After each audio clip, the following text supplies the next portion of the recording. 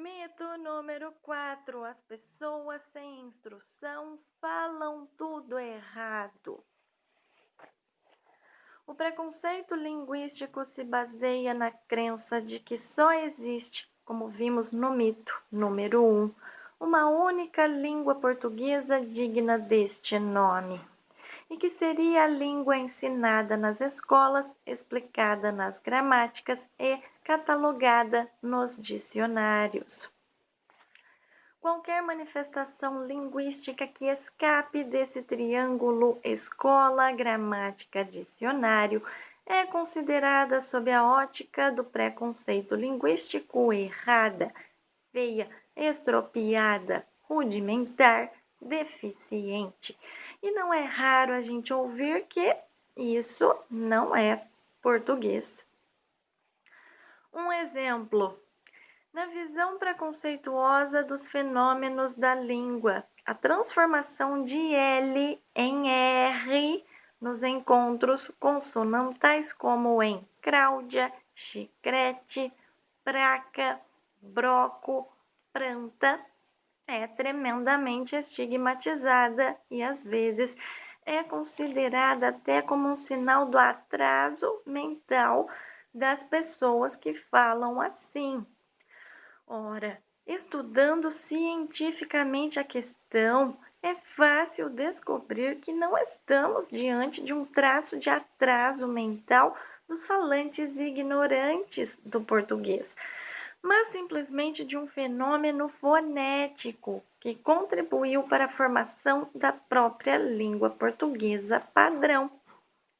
Basta olharmos para o seguinte quadro.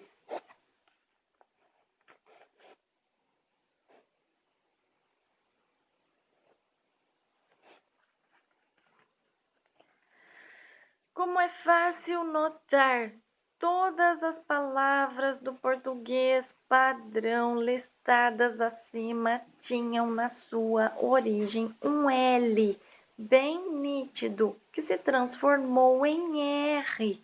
E agora, se fôssemos pensar que as pessoas que dizem Cláudia, chicrete e pranta têm algum defeito ou atraso mental, seríamos forçados a admitir que toda a população da província romana da Lusitânia também tinha esse mesmo problema na época em que a língua portuguesa estava se formando.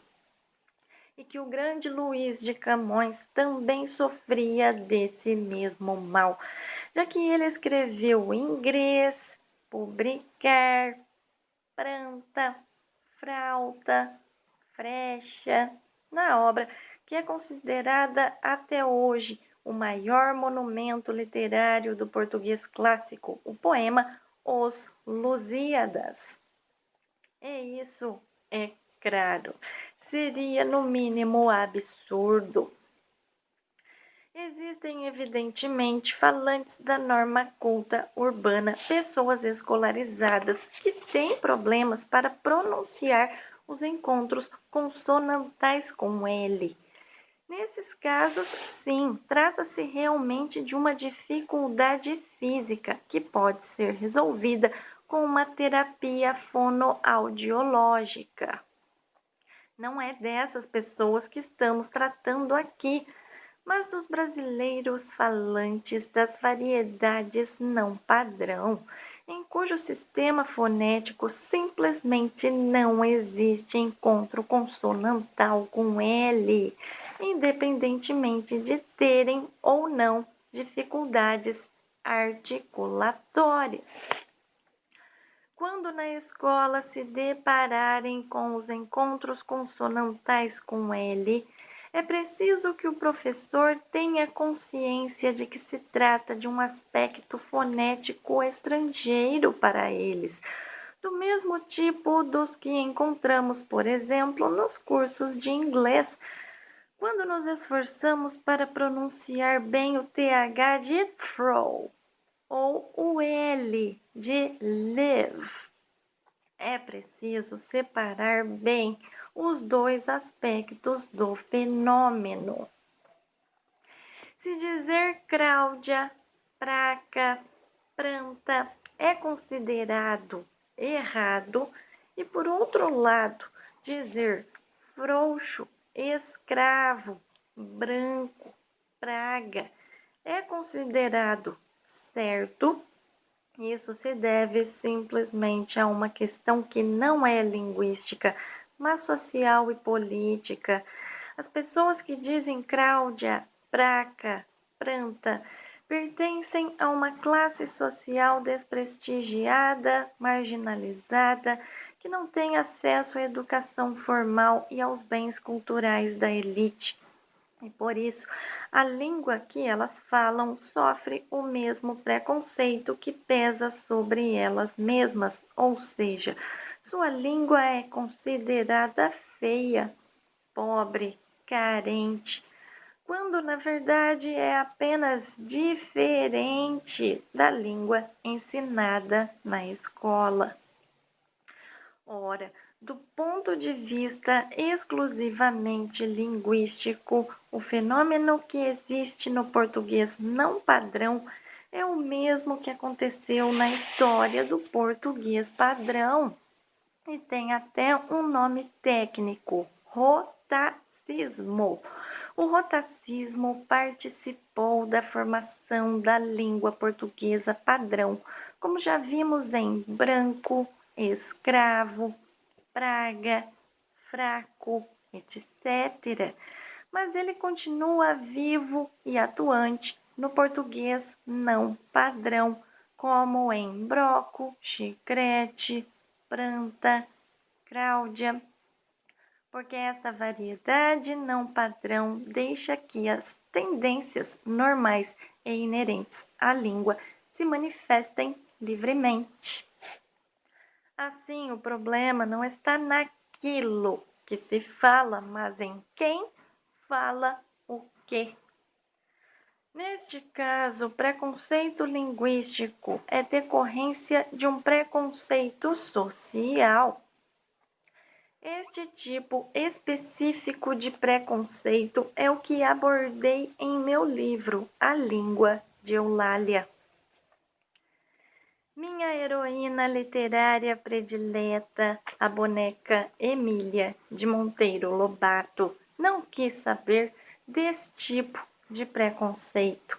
Ao visitar no país da gramática a prisão onde Dona Sintaxe mantinha enjaulados os vícios de linguagem, revoltou-se ao ver atrás das grades o provincianismo, isto é, os vícios da fala rural do caipira, página 120. Emília não achou que fosse caso de conservar na cadeia o pobre matuto.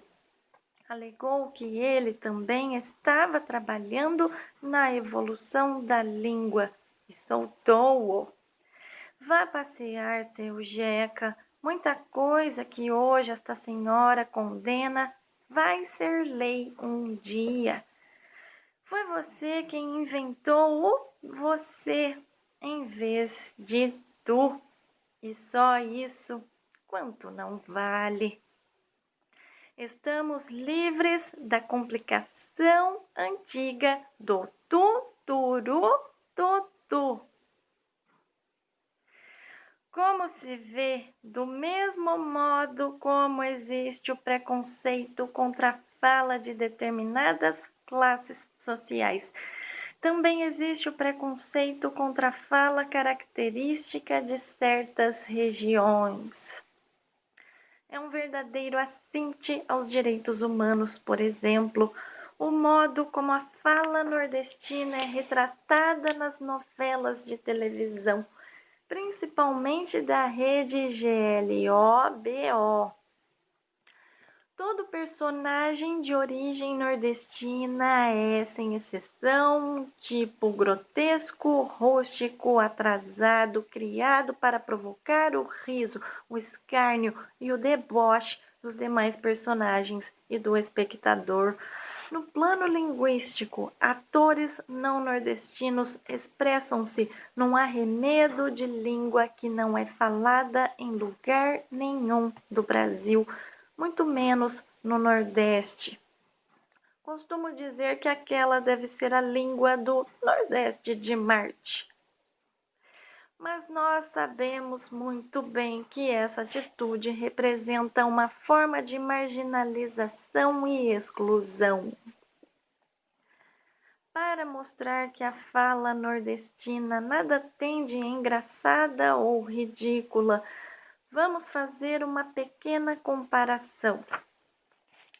Na pronúncia normal do Sudeste, a consoante que escrevemos T é pronunciada TS, como em tcheco, toda vez que é seguida de um I. Esse fenômeno fonético se chama palatalização. Por causa dele, nós sudestinos pronunciamos TSI, TSIA, titia, a palavra escrita TITIA, titia. E todo mundo acha isso perfeitamente normal. Ninguém tem vontade de rir quando um carioca, mineiro ou capixaba fala assim. Quando, porém, um falante do Sudeste ouve um falante da zona rural nordestina pronunciar a palavra escrita 8 como OYTSU, 8, ele acha isso muito engraçado, ridículo ou errado.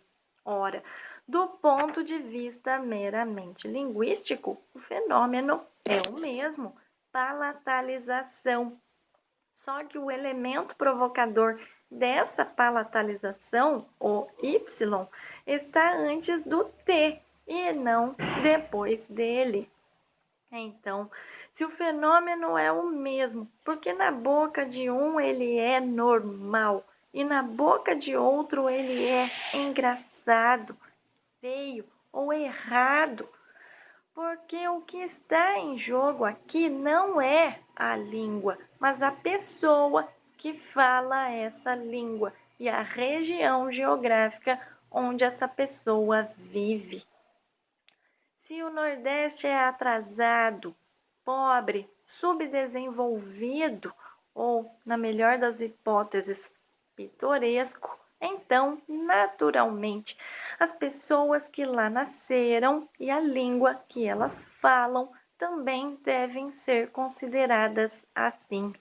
Ora, faça-me o favor, rede GLOBO.